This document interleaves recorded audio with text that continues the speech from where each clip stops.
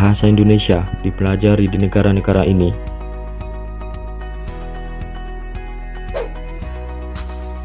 Assalamualaikum warahmatullahi wabarakatuh. Halo Sobat Tamta, semoga kita semua selalu dalam lindungan Tuhan Yang Maha Esa, diberikan kesehatan, serta diberikan kelancaran dalam segala urusannya. Tahukah Sobat, ternyata bahasa Indonesia dipelajari di banyak negara. Lalu negara mana saja yang mempelajari bahasa Indonesia? Sebelum melanjutkan videonya, mari sama-sama kita dukung channel ini dengan cara tekan tombol subscribe, like, komen, share, dan jangan lupa tekan tombol loncengnya agar tidak ketinggalan video-video yang menarik, informatif dari channel ini.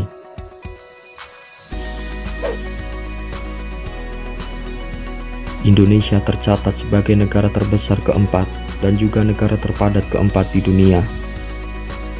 Dengan sejarah pernah dijajah oleh negara lain, berbagai aspek tentang Indonesia banyak dipelajari di negara lain, termasuk bahasa nasional dan budayanya. Belanda dan Indonesia terikat sejarah panjang karena kerajaan di Eropa itu merupakan penjajah terlama di negara mayoritas Muslim ini. Studi bahasa Indonesia, bahasa lokal berbagai daerah, budaya, masyarakat, seni, dan sebagainya telah dimulai sejak era kolonialisme. Tak heran jika ada banyak kosakata dalam bahasa Indonesia berasal dari bahasa Belanda. Kerajaan di Eropa tersebut juga merupakan tujuan utama bagi pelajar Indonesia untuk belajar di luar negeri. Salah satu survei menyebutkan bahwa setidaknya 1 dari 10 orang Belanda memiliki hubungan dengan Indonesia, baik istri, suami, kakek buyut mereka, atau bahkan memiliki pengalaman hidup di Indonesia. Hubungan itulah yang membuat mereka setidaknya mengerti dasar bahasa Indonesia. Studi formal tentang Indonesia bisa ditemukan di Universitas Leiden karena mereka memiliki jurusan khusus tentang bahasa Indonesia, termasuk bahasa Jawa. Daerah sini terkenal karena semua kincir angin sini masih dari 300 tahun yang lalu atau lebih tua lagi.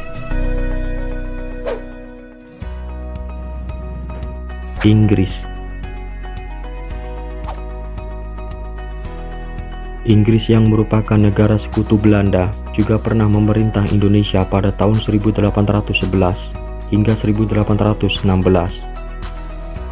Negara kerajaan yang juga berada di Eropa ini memiliki minat khusus pada studi bahasa Indonesia. Bahkan mereka memiliki British Library of Malay and Indonesian Manuscripts.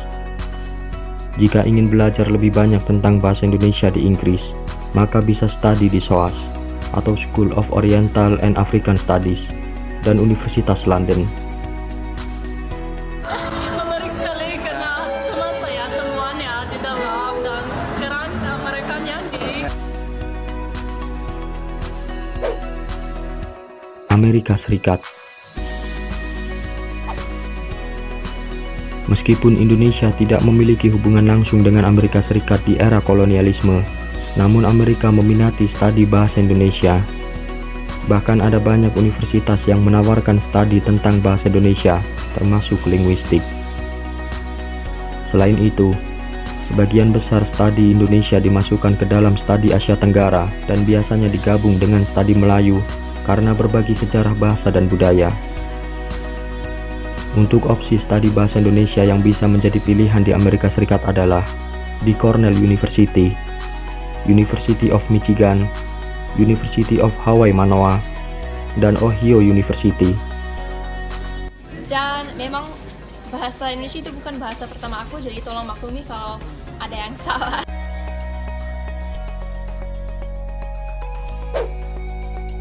Australia.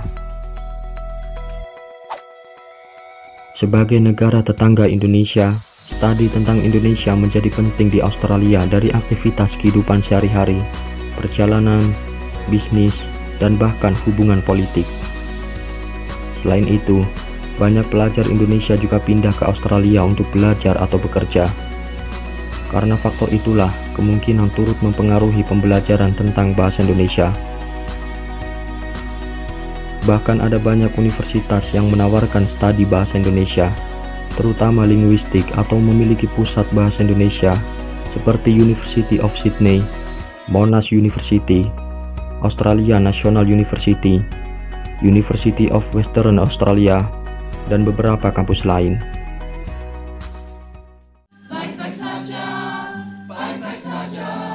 Sampai jumpa, sampai jumpa.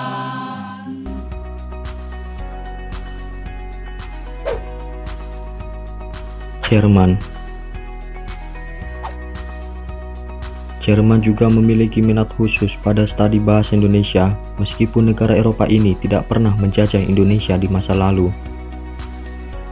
Salah satu pusat bahasa Indonesia yang bisa ditemukan di negara ini adalah di Hamburg.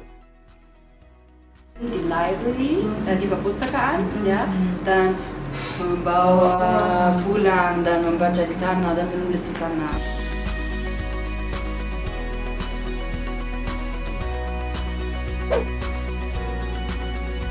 Asia Timur seperti Cina, Jepang, dan Korea Selatan.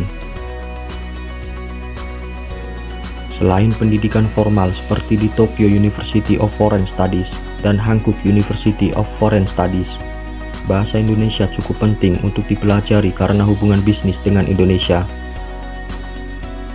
Indonesia tercatat sebagai salah satu pasar barang impor terbesar, terutama dari ketiga negara tersebut.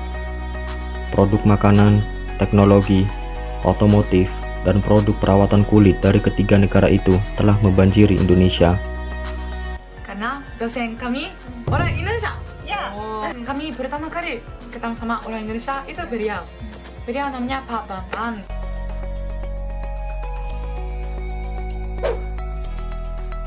Negara-negara di Asia Tenggara. Malaysia, Singapura, dan Thailand adalah tiga negara Asia Tenggara yang penduduknya banyak berinteraksi langsung dengan warga Indonesia. Ketika musim liburan tiba, banyak orang Indonesia berada di tiga negara tersebut. Untuk di Malaysia dan Singapura, karena ada kesamaan antara bahasa Melayu dan bahasa Indonesia, tidak heran jika warga dari kedua negara itu saling belajar bahasa dengan warga Indonesia. Di Thailand, beberapa pedagang di lokasi wisata ada yang berbicara dengan bahasa Indonesia untuk menjual produk mereka, karena Indonesia adalah salah satu pasar terbesar mereka untuk pariwisata. Selain itu, bahasa Indonesia di Vietnam juga dipelajari sebagai bahasa kedua di kota Ho Chi Minh, mirip dengan sebagian besar penduduk yang belajar bahasa Inggris sebagai bahasa kedua mereka. Sedangkan di Timor Leste, bahasa Indonesia masih dipakai karena sejarah antara kedua negara, di mana bekas provinsi Indonesia itu memisahkan diri pada tahun 1999. Saya kira kerja baik antara kedua negara itu sudah bagus sekali untuk masyarakat Timor Leste. Halo, nama saya Wan. Saya dari program tourism di Nakhon Sri Thammarat Ratchapat University. Suriname.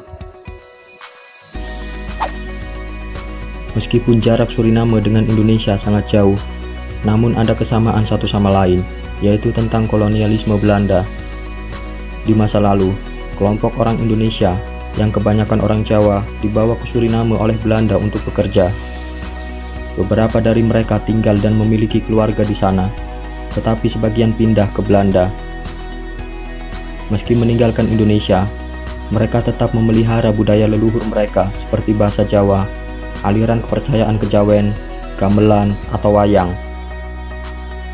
Penduduk di negara ini kebanyakan menggunakan bahasa Jawa dalam berkomunikasi.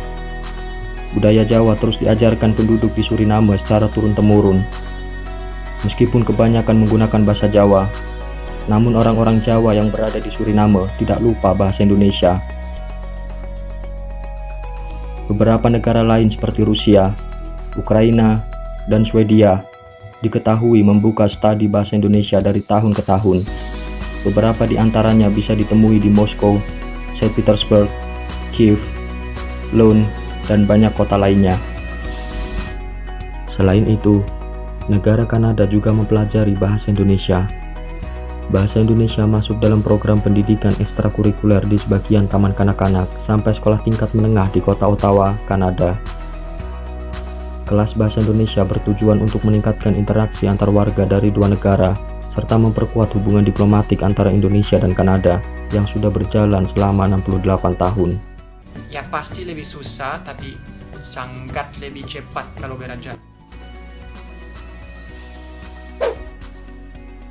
Mesir. Bahasa Indonesia terus menarik minat untuk dipelajari oleh bangsa lain.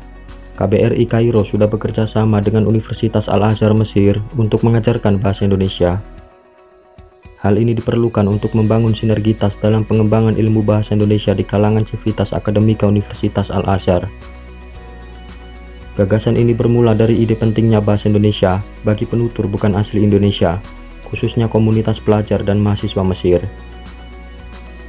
Dalam kurun waktu 3 tahun, pengajaran bahasa Indonesia tersebut menunjukkan perkembangan yang sangat signifikan.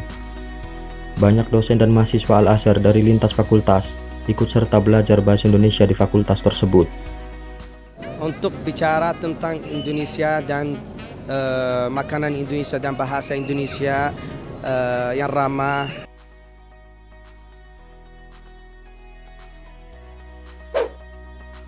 Palestina yang hingga sampai saat ini masih dijajah oleh Israel ternyata memiliki minat yang cukup tinggi untuk belajar bahasa Indonesia. Pembukaan kelas bahasa Indonesia dimulai tahun 2019 di kota Hebron. Tak heran jika Palestina mempunyai minat yang cukup besar untuk bisa bahasa Indonesia, mengingat rakyat Indonesia selalu membantu rakyat Palestina dari mulai bantuan makanan, pakaian, bahkan pembangunan rumah sakit Indonesia dan masjid di Gaza, Palestina disumbangkan langsung dari rakyat Indonesia. Itu yang membuat mereka berminat belajar bahasa Indonesia agar mempererat hubungan antara kedua negara.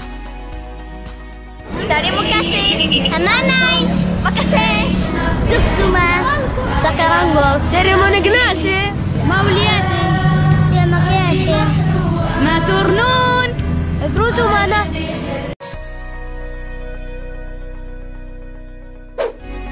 Demikianlah yang bisa kami sampaikan tentang negara-negara yang mempelajari bahasa Indonesia. Semoga informasi ini bermanfaat dan menambah wawasan untuk kita semua. Terima kasih. Wassalamualaikum warahmatullahi wabarakatuh.